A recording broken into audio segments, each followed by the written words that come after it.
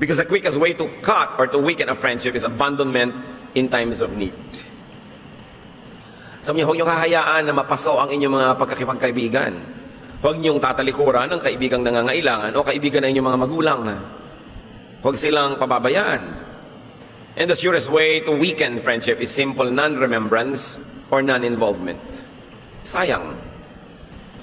Kung minsan nakakaroon ka ng kaibigan, ang tagal-tagal mo nakipagkaibigan sa kanya ng elementary grades, ng high school, college, tapos nag-asawa ka, naging busy ka sa iyong pamilya, nakalimutan mo na yung mga kaibigan mo. Hindi dapat ginaganon sapagkat sayang yung investment ng panahon. You can keep your friendships current even though you are making a career or putting up a family. Like bank accounts, friendships have to be kept active. At ngayon, madali na yan. Lalo na't may internet, may technology, it's always easier to keep in touch, to find long-lost friends. Dumadali. Friends divide our sorrow and multiply our joy. Marami tayong mga kalungkutan, mga pag-iisa, mga hirap na dinadala na dapat gumaan-gaan kung may mga kaibigan tayong karamay. Pero nalilimutan natin sila. Especially when we get busy trying to survive, forgetting that one of the best tools of survival is friendship itself. Kaya ganoon na lang ang pagpapahalaga ng Biblia sa friendship. And one element of friendship, Deuteronomy 22, if you see your neighbor's ox or sheep or goat wandering away, don't ignore your responsibility. Take it back to its owner. So pati pala yung mga naliligaw na mga alagang hayop ng iyong kapitbahay, pag nakita mo, kailangan isoli mo doon sa may bahay. Now extend that deeper. What about your neighbor's son or daughter? Nalalaman mo, nakikita mong naliligaw ng landas yung mga anak ng kaibigan mo. Yung mga ari-arian niya, nawawala. Kilala mo yung bisikleta niya, biglang ginagamit ng iba, nanakaw na pala. What do you do? Wala kang pakialam, ayaw mong masangkot. Sabi nga, ito, nawawala yung mga tupat, mga hayop ng iyong kapitbahay. Akayin mo pa uwi. Lalong-lalo ngayon, napakarami mga absentee parents because of the diaspora. Because many Filipinos work abroad or in faraway cities. Yung mga nanatiling mga kaibigan na nandyan, malapit sa mga anak ng kaibigan yung absent, meron din tayong pananagutan sa mga yan. Kaya napakahalaga nagpapakamagulang din tayo. That we invite these kids into our homes during family dinners or holidays or vacations so that we don't lose touch with them and we continue to open the communication line so that when we have to give counsel or guidance, there is already a relationship. Napaka-importante. Friends and neighbors are responsible for each other.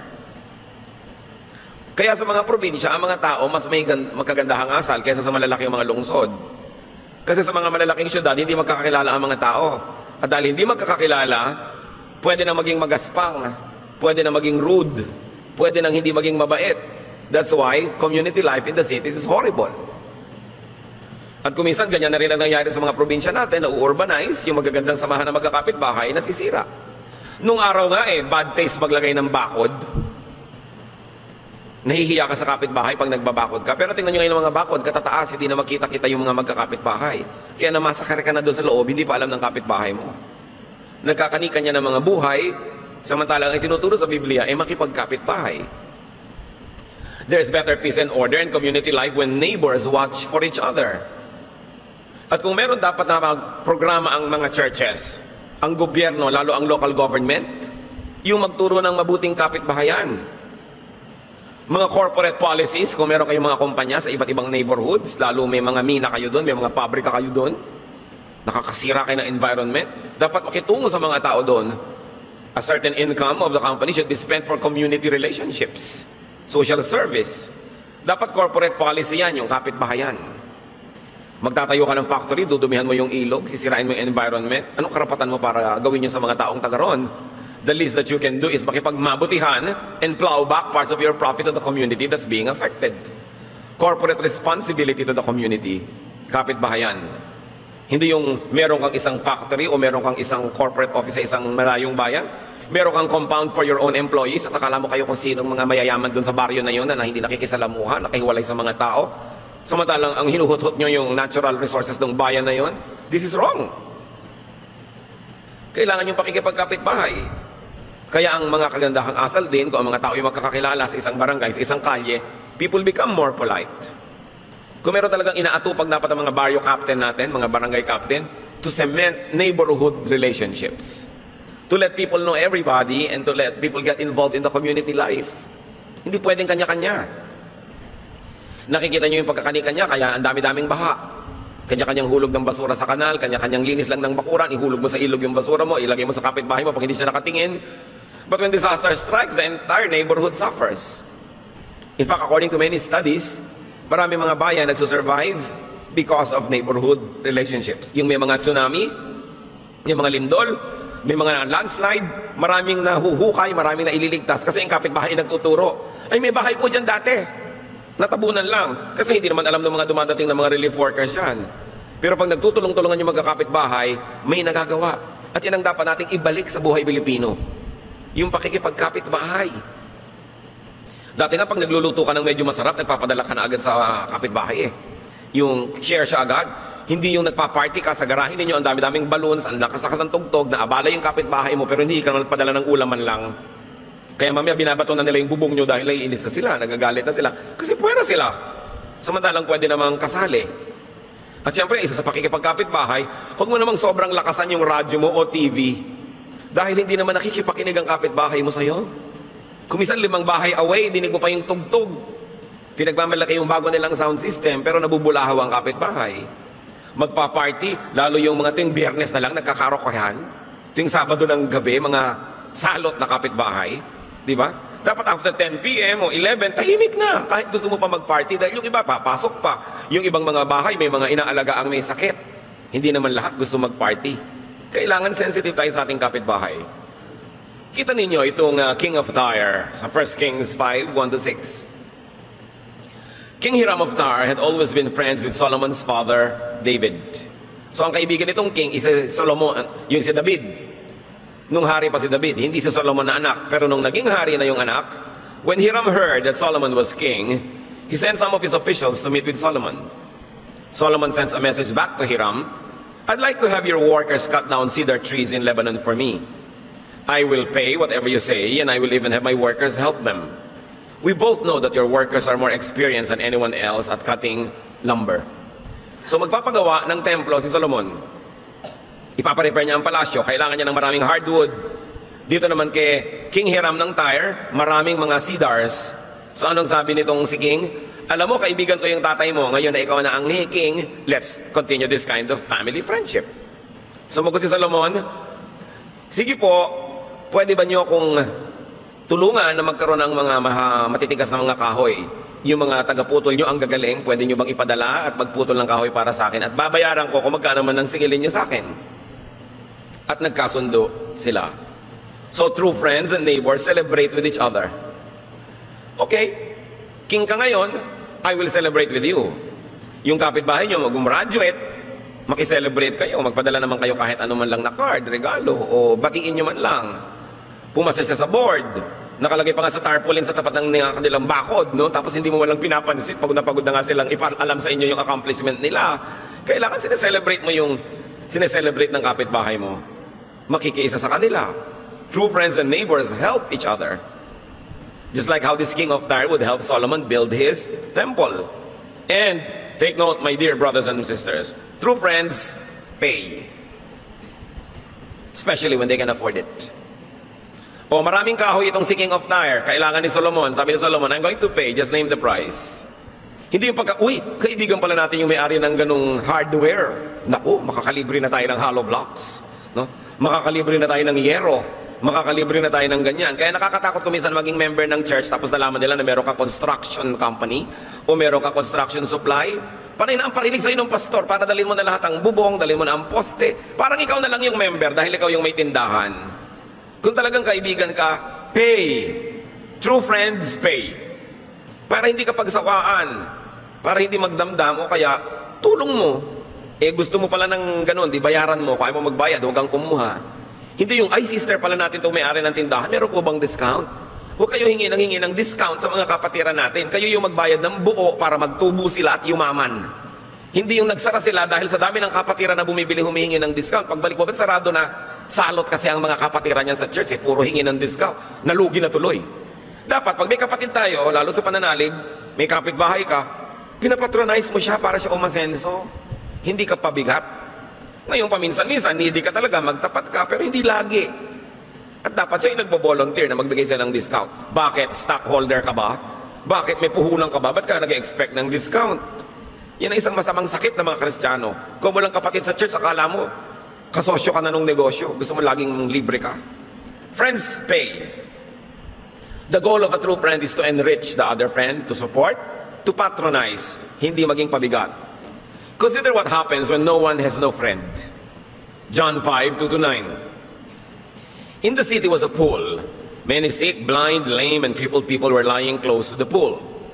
Beside the pool was a man who had been sick for 38 years. When Jesus saw the man and realized that he had been crippled for a long time, he asked him, "Do you want to be healed?" The man answered, "Lord, I don't have anyone to put me in the pool when the water is stirred up." Merong isang bukal na paliguan ng mga may sakit. Nakapaligid lahat ng may sakit dun sa bunganga ng bukal na ito. Kasi may mga oras na biglang kumukulo yung tubig. Parang hinahalo kayong tubig. Doon nagtatalunan sa tubig lahat ng may sakit dahil sa oras lang na yun nagpapagaling yung tubig. So itong taong to, 38 years lang nakahiga doon. Hindi siya napapalagay sa tubig sa sandaling pagkulo. Sabi ni Lord, gusto mo bang gumaling? Opo, kaya lang wala naman pong magbuhat man lang sa akin, ni magtulak sa akin para mahulog ako dyan sa tubig. So by the time na pwede na siyang magpatihulog doon, tapos na yung paggalaw ng tubig because the water is stirred only for a few seconds. And for whatever reason, it is only when that happens when it has miraculous powers. Isipin mo, abang ka ng abang doon, tapos wala man lang magbuhat sa'yo kasi wala ka man lang kaibigan. Wala ka man lang kasama. Now consider another paralytic who had friends. Mark 2:3-4. 4 people came up carrying a crippled man on a mat.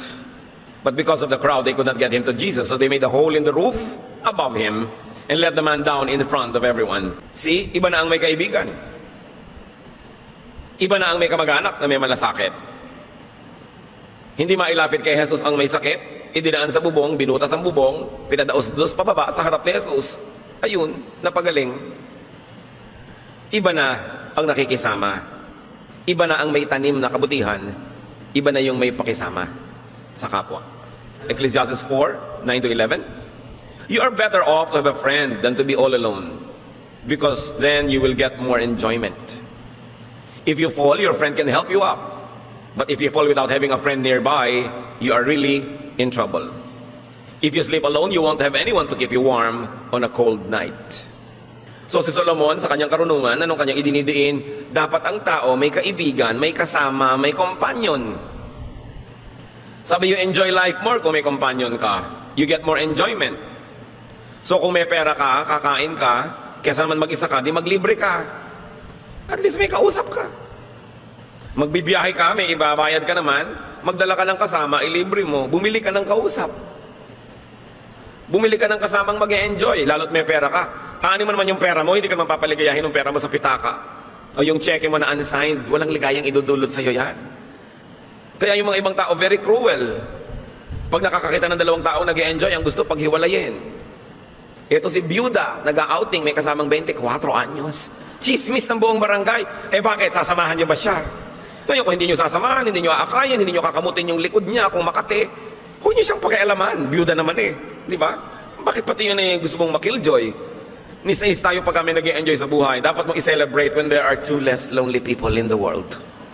At least, hindi siya magpapakamatay. At least, baka mas maging mabait siya dahil siya ay masaya. There are some moral laws that we should never break. But some of the things that restrain us from enjoying friendship and companionship is not even moral. It is only cultural.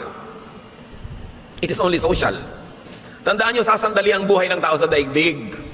Kung nabuhay ka ng 90, 100, ano na yon? Isang tuldok sa walang katapusang panahon. Tapos yung 20, 30 years of doon, nag-iisa ka pa, wala ka pang kasama, miserable ka pa. Sayang naman ang panahon. Kaya tinuturo sa atin ng Diyos maging mapagpakumbaba. Kasi kung humble ka, mas may tendency magkaroon ka ng kasama kaysa kung mayabang ka. Kaya ka tinuturo maging mapagbigay, kasi kung mapagbigay ka, mas maraming sasama sa iyo kaysa kung maramot ka. That's why Satan wants you proud. Satan wants you selfish. Satan wants you cruel and unkind. So nobody will go with you and you can be alone and he can succeed in torturing you because you are alone.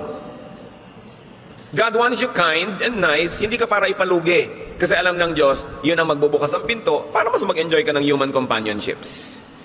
So ang tunay na mapagbigay, yun ang tunay na matalino. Yung maramot, hindi niya napag-iisip-isip, lugi siya sa karamutan niya. Ngayon, marami tayong mga kapitbahay, turn your neighbors into relatives.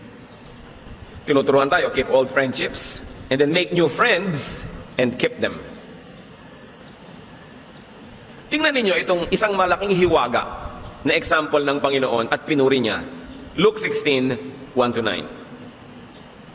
Jesus said to his disciples, "A rich man wanted the manager to take care of his business. But he was told that his manager was wasting money. So the rich man called him in and said, 'What is this I hear about you? Tell me what you have done. You are no longer going to work for me.' The manager said to himself, 'What shall I do now that my master is going to fire me?'" Hindi natin alam kung guilty talaga yung manager or not. Nakarinig lang yung may amo ng mga balita tungkol sa manager na hindi daw mabuti at hindi matapat. So ipinatawag at tinatanggal sa trabaho. The manager said to himself, "What shall I do now that my master is going to fire me? I can't dig ditches and I'm ashamed to beg. I know what I'll do so that people will welcome me into their homes after I've lost my job." Then one by one he called in the people who were in debt to his master. He asked the first one, "How much do you owe my master?"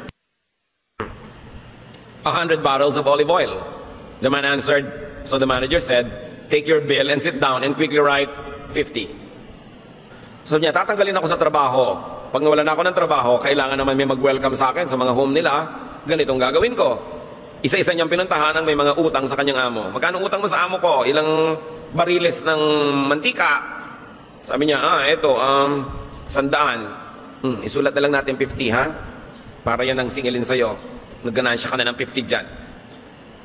The manager asked someone else who was in debt to his master, "How much do you owe?" 1,000 bushels of wheat. The man replied. The manager said, "Take your bill and write 800. 800 na lang." The master praised his dishonest manager for looking out for himself so well. Imbes magalit yung amo, pinuri. "Ang galing nito, ha?" Sabi niya, marunong mag-alaga sa sarili. That's how it is. The people of this world look out for themselves better than the people who belong to the light. "My disciples, I tell you to use wicked wealth to make friends for yourselves. Then when it is gone, you will be welcomed into an eternal home." Maraming mga tao hanggang ngayon hindi nila ma-reconcile kung ano ang lesson nito. Nalilito sila. Pero ang general lesson is this. Sabi nung amo, ang galing nito, gumagamit ng pera at mga bagay-bagay para makisama. In other words, binigyan ng ganansya yung kapwa para makadevelop siya ng friendship. Huwag na nating i-judge yung morality behind it. Pinuri siya dito at pinuri siya ng Panginoon. Sabi, ganyan mabuti pa yung mga taga-sanlibutan, marunong mag-alaga sa sarili nila kaysa sa mga mananampalataya. Hindi mga marunong magne-negosyo, nagkakandalugi-lugi, magkakaganito, magpa-partnership, nagkakahiwa-hiwalay, nagbabangay-bangayan. Sabi, mabuti pa yung mga tagalabas, marunong dumiskarte. Pero ang pinaka-general moral lesson dito, ginamit ang material things para pangpakisama, para magkaroon ng friendship. Hindi katulad ng nangyayari madalas baligtad, dahil sa material things, nagkakasira ang friendship. So, binigyan niya yung mga tao para magkaroon sila ng pagsisimula ng pagkakaibigan. Yung iba naman kasi ng kugulang, nangunguha, nanlalamang, yun ang baligtad. This person sacrificed material things for friendship's sake.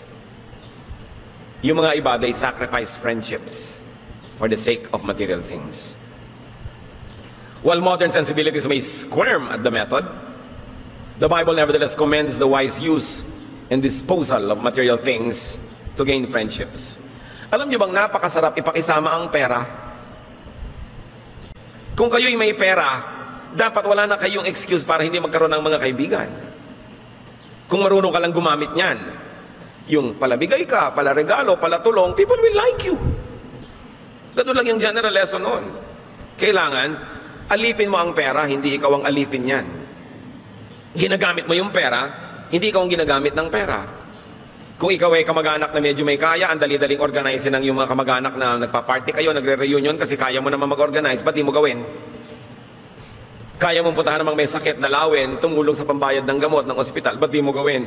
You develop relationships that way. Because people will genuinely like you if you're helpful. But no, many people do it the other way around. They dispose of friendship for material gain. Kaya maraming magkakapatid, kapatiran, magne-negosyo, lalapit sa akin, "Pastor, gusto po na magne-negosyo po kami." Ang saya-saya nila, kami po ni sister sosyo, kami nila brother magsososyo. Sabi ko, naku, 3 months from now, dadating itong mga ito, sumbungan na naman ito, at nag-away-away na naman ito, at ipapasingil sa akin yung kaibigan niya na ayaw magbayad sa kanya. Ganyan na naman mapapala ko rito. Di ba? Kasi maraming ganyan magkakapatiran. Naku, huwag nga kayo magsosyo-sosyo. Kung hindi matibay ang relasyon nyo, tsaka kung hindi maganda ang kalooban. Kasi naglalamangan. Mamaya, pareho tuloy hindi nag-church kasi nagkakahiyaan o nagkakagalit.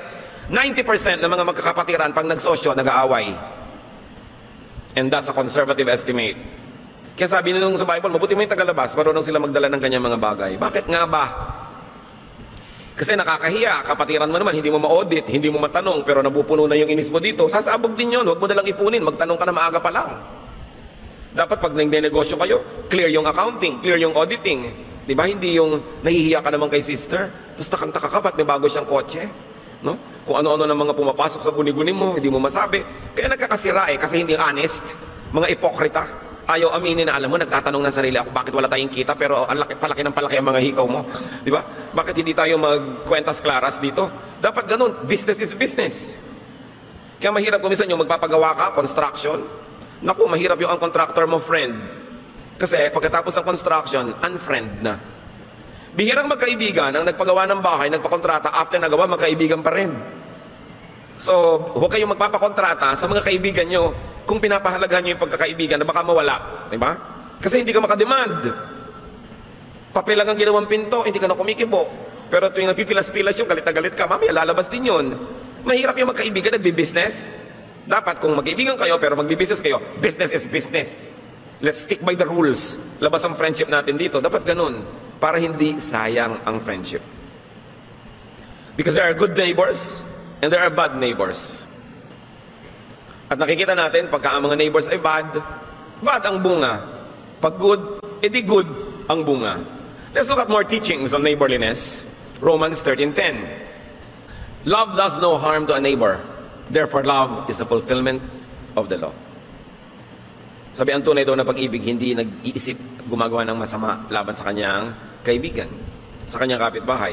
Kung ganun pala, ang pagiging maibigin, yun na ang pagtupad sa batas. Yun na ang pagtupad sa kautosan.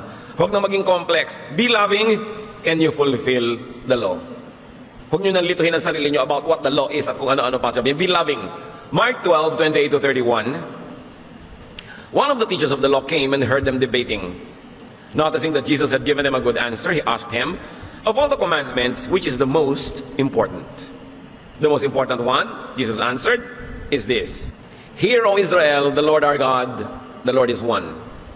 Love the Lord your God with all your heart and with all your soul and with all your mind and with all your strength. The second is this. Love your neighbor as yourself. There is no command greater than this. So yun pala. So isang number one kautosan, love your neighbor. It is the true, essential second commandment. Now, when we think of neighbor, think also of your spouse, your child, your parent, your in-laws, your workmates. Neighbor mo yun. Hindi lang yung kapitbahay. Lahat ng taong malapit sa iyo, yan ang tinatawag na neighbor. Kung minsan man, ang galing nating makisama sa kapitbahay, pero ang pangit ng pakikisama natin sa kasambahay. Polite na polite sa tagalabas, pero hindi naman polite sa tagaloob mismo ng bahay. 1 John 3:17-18, if anyone has material possessions and sees a brother or sister in need but has no pity on them, how can the love of God be in that person? Dear children, let us not love with words or speech, but with actions and truth. So, help your neighbor. Napakaganda na ikaw mismo, sa bag mo may extra biscuits ka, pag may nakita ka mga gusgusit, mga gutom na bata, abutan mo na. May dala ka. Ready. Ibig sabihin talagang nasa puso mo, magbibigay ka, you will be a good neighbor. Proverbs 25:17, don't visit friends too often, or they will get tired of it and start hating you. So nakita nyo isang principle ng friendship, do not abuse your neighbor. The less visit, the more welcome. Dadalaw tayo, huwag masyadong matagal. Kamag-anak ka naman, yung pupunta ka sa kamag-anak mo, 2 linggo na nakasadla ka sa kanila. At dahil gusto mong mabawi ang iyong pamasahe, galing ka pa sa Mercedes, may dala ka pa mga daing na ibebenta mo kung kani-kanino at amoy divisoria na yung bahay ng kamag-anak mo. Ang tagal. Sabi, don't visit friends too often. Kung darating ka, yung hindi ka pabigat. Yung pag nagbukas ang pinto, nakita yung mukha mo, gusto magpakamatay nung nagbukas. Eh, naku, may dumating na kamag-anak. No? Kailangan welcome ka kasi matulungin ka, mabait, may dala-dala kang regalo, o kung wala man, your warm body, willing ka magtrabaho. Hindi yung bisita ka tapos akala mo ka kung sinong among dakila. Hindi ka nagluluto o naghahain. Pwede mo lang gawin yun kung ikaw nagbigay ng pamalengke. Pero kung hindi, kailangan kaliskisan mo yung isda, no? Hugasan mo yung mga plato. Kailangan marunong ka makisama. Do not disturb too often. Do not ask and borrow too often. And when you ask, you pay. Kailangan binabalansin mo ang relasyon. Proverbs 25:18, a man who bears false witness against his neighbor is likely a heavy sledgehammer and a sword and a sharp arrow. Don't tell lies against your neighbor. Isa yan sa mga pinakamabilis na dahilan para mag-away-away ang magkakapitbahay. Chismis. Kaya sa mga kapitbahayan, makita mo yung mga pangkat-pangkat, usually it's divided along chismis pangkat. No? Group A against Group B. So huwag nakikisangkot. Huwag aakyat sa bahay ng may bahay, may dalang balita, aakyat dito, chismis doon. Magulo yan. Never turn neighbors into enemies. Never turn your neighborhood into a war zone. Kahit anong sabihin nyo laban sa inyong kamag-anak, kapitbahay, makakarating. Imposibleng hindi. Don't even have the illusion that the person will never know. Malalaman at malalaman niya yan. Proverbs 11:26, charge too much for grain and you will be cursed. Sell at a fair price and you will be praised. What sorrow for you who buy up house after house and field after field until everyone is evicted and you live alone in the land. So ano pinapakita dito? Isang nangangalakal na sobrang maningil at magtubo. Yung iunan, sobrang mamili at mangilit na mga ari-arian. Sabi, ang mangyayari niyan, sa'yo nga lahat yan, pero nag-iisa ka, wala kang kasama. You should know when to stop being greedy. Do not take advantage of your neighbor's poverty or weakness. May neighbor kang nangangailangan, nangungutang, ang laki-laki na i-charge mo pang interest. Kung hindi mo naman ikamamatay, pautangin mo. Kung gusto mo mag-charge ng interest, yung talagang legal lang at yung maganda lang at sapat. Cost of money, para hindi ka naman nalugi. Pero sobrang mong pagsamantalahan, pasasalamatan ka nun dahil tumulong ka, pero sa loob nun, ini sa'yo. May sama ng loob, may galit. Kasi alam niyang pinagsasamantalahan mong kanyang pangangailangan. Itong si Lot at si Abraham, nung sila'y nakakagalit ang mga kanilang mga tauhan dahil nag-aagawan ng damo para sa kanilang mga tupa, nag-aagawan ng tubig, naghiwalay sila, tahimik ang buhay nila. Kung meron talagang competition, hindi maiwasan, maghiwalay kayo, mabuti nang magkalayo physically, pero magkalopit pa rin ang inyong kalooban. Solve neighborly issues peacefully and fairly. Kailangan hindi yung gusto mo lagi kang lumamang. Mga kapatid, pag meron po kayong deal with anybody, always leave something on the table for the other person. Kailangan, hindi lang kayo ang panalo. Hindi win-lose. Dapat win-win. Win ka, win din siya. You both go home happy. Hindi yung sobra kang lamang. Always leave something on the table for the other man, and they will always want to negotiate with you on the table. Kasi fair ka. Even early Christians shared their possessions. Acts 2:42-47. All the believers were together and had everything in common. They sold property and possessions to give to anyone who had need. They broke bread in their homes and ate together with glad and sincere hearts, praising God and enjoying the favor of all the people. And the Lord added to their number daily those who were being saved. People sometimes ask me, Pastor, ano pong magandang evangelistic program? Ano po ang magandang gawin para sa soul winning, para dumami ang members, para lumago ang aming fellowship? I always tell them one thing, be loving, share, and you will grow naturally. Yan ang nakita natin sa Acts 2. Because people like to be part of a loving group. People are attracted when there is love and sharing and fellowship, eating together. Who will not want that? Hindi mo kailangan namang elaborate programs at kung ano-ano. Be loving like Jesus. Kita nyo, wala naman siyang programa, dumami ng dumami yung mga sumusunod sa kanya. Kasi, hindi nang lalamang, palabigay, laging tumutulong. That's the only way. Acts 4:34-35. And no one went in need of anything. Everyone who owned land or houses would sell them and bring the money to the apostles. Then they would give the money to anyone who needed it. Ang ganda naman ang samahan ng mga naon ng mga Kristiyano. Share blessings with your neighbor. Pagkakataon mong tumulong pagka yung kapitbahay may pangangailangan. Meron ba akong kilala? Basta may nakita siyang nakaburol, dumadaan kahit hindi niya kakilala.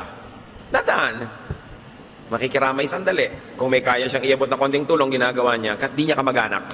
Basta nakakita ng may lamay, tumitigil sandali.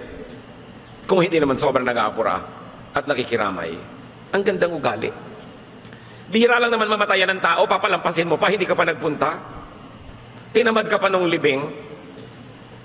Tapos makikita mo, sorry ha, hindi ako nakapunta sa libing nyo kasi kung ano-anong kwento mo. Alam nyo, nakakapagod mag-sorry dahil hindi ka nakapunta sa libing. Makipaglibing ka na lang. Kasalan, imbitado ka. Birthday, imbitado ka. Pumunta ka na. Kung hindi ka talaga genuinely mag-enjoy, charity. Your presence is your contribution. Kesa, huy, pasensya ka na, hindi ako nakapunta ng birthday mo. Sabi niya, okay lang yun. Pero ang totoo, nagdaramdam yun. Hindi yun okay. Yung imbitado ka, hindi ka darating, dinaramdam yun. Lalo tayo mga Pilipino, kunwari, okay lang. Pero pag namatayan ka, hindi ako pupunta sa inyo. Di ba? Yun ang iniisip. Madali sana para makita mo ang paghihiganti ko. Huwag na kayong patamad-tamad. Bihira lang may ikinakasal, may namamatay, may inililibing. Pumunta na lang kayo kaysa magpaliwanag pa. And you cement relationships. Romans 15:1-2. We who are strong ought to bear with the feelings of the weak and not to please ourselves. Each of us should please our neighbors for their good, to build them up. So bear with your neighbor's failings. Please your neighbor. Do something that will please your neighbor. Ang dami mong halaman, paso-paso. Alam mong nakatingin yung neighbor mo, gusto niya, padala mo ng isa, hindi mo nung ikamamatay. Kita mo rin yung halaman, malapit din sa'yo, nalanghap mo rin yung oxygen. Di pa ikaw ang nagdidilig.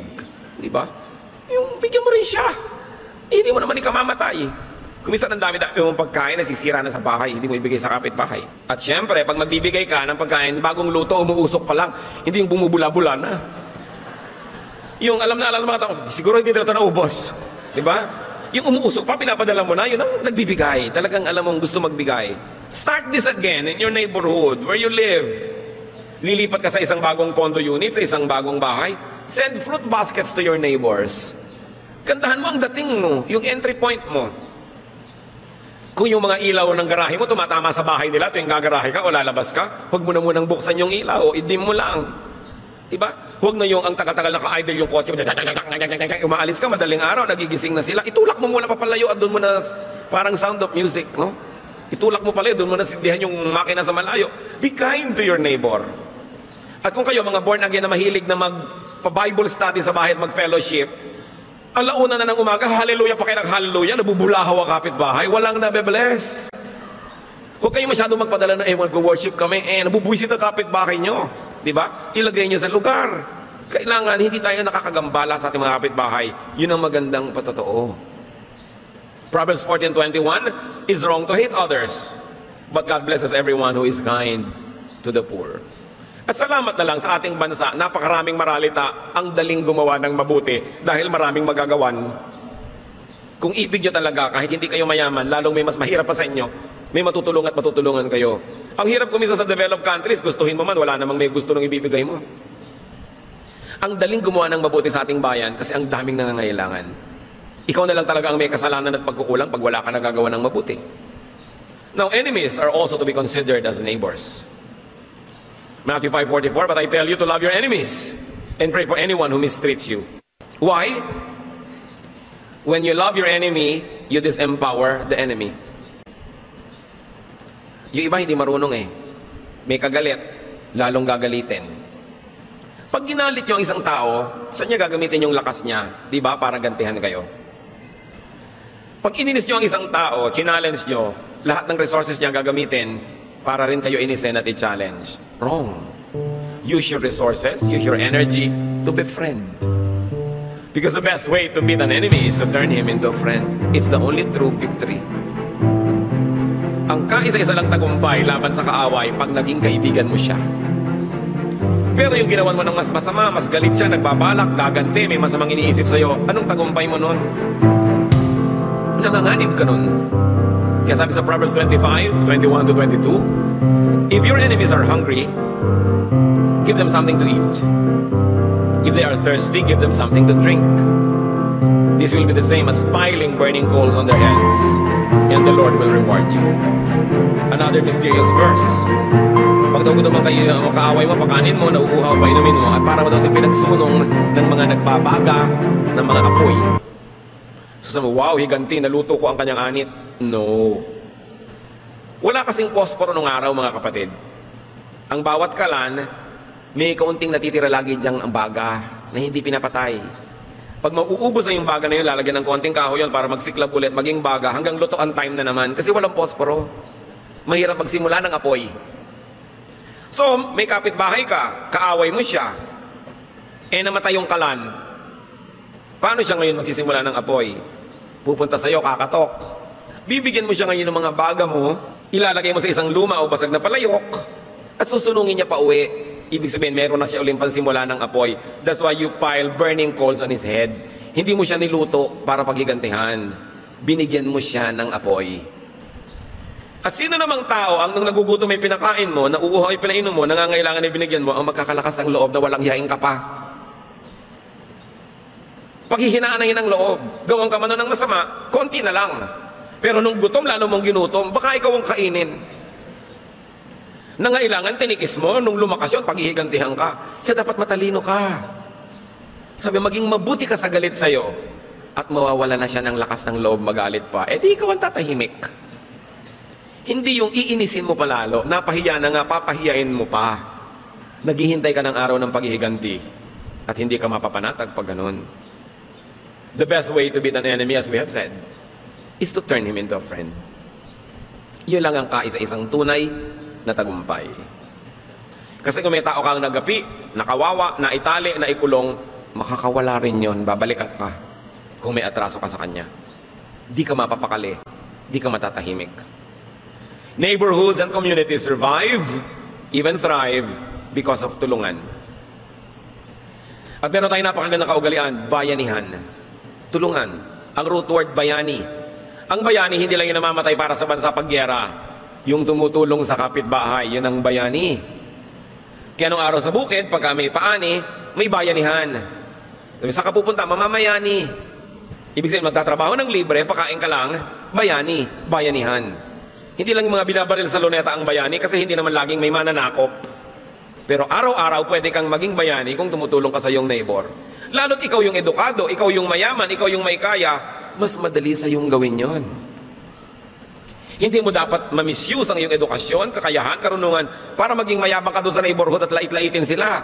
Kasi you are in a position to help.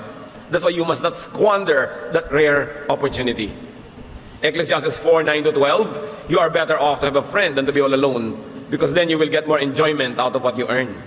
If you fall, your friend can help you up. But if you fall without having a friend nearby, you are really in trouble.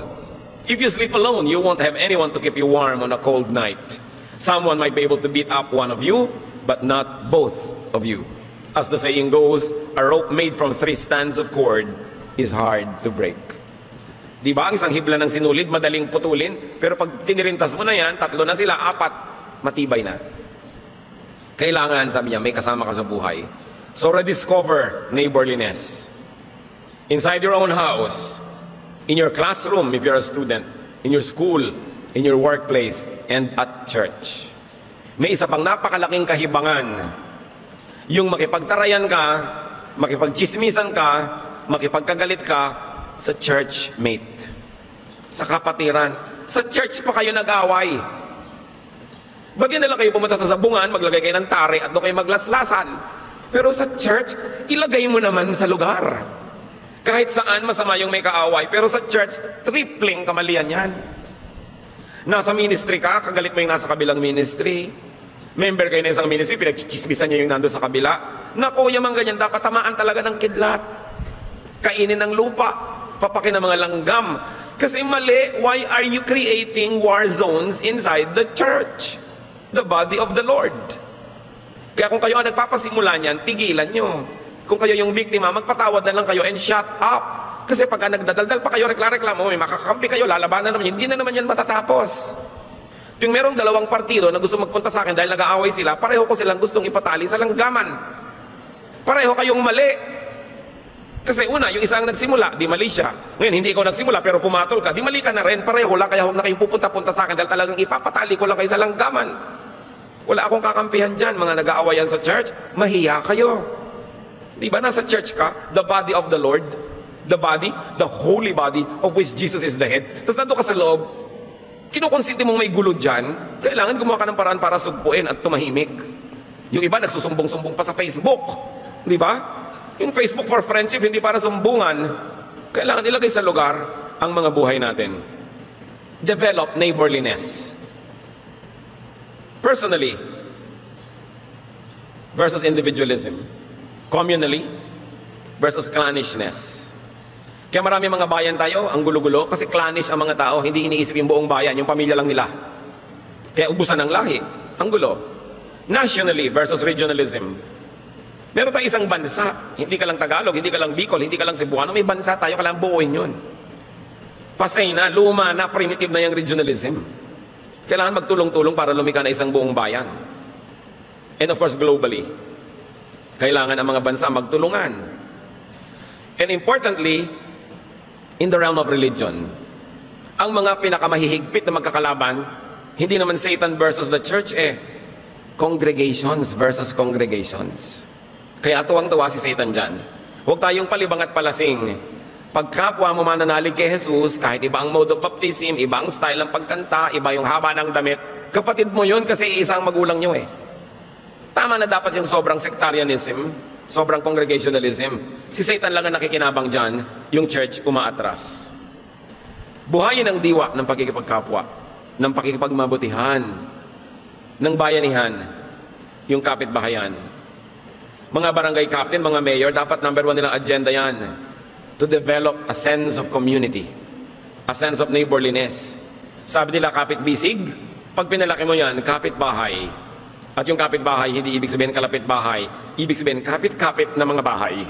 Kapit-kapit na magkakapit-bahay at mga sambahayan para tumibay ang community.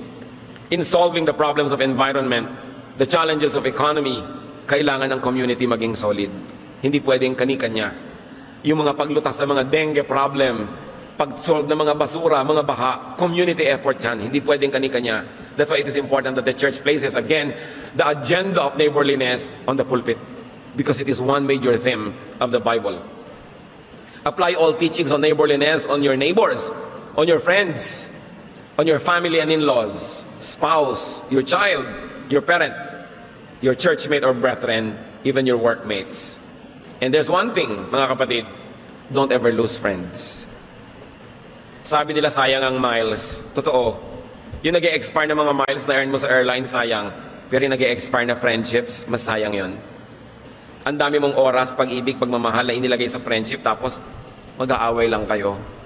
Tapos bukod sa hindi na lang kayo magkaibigan ngayon, nagsisiraan pa kayo, di ba mali? That would be a terrible loss, a terrible waste. Kung meron kayong mga friendship that you lost, do something to regain them. May mga friendships kayo na forgotten, revive such friendships. And then revive friendliness in you. Be a friend. Enjoy friendships.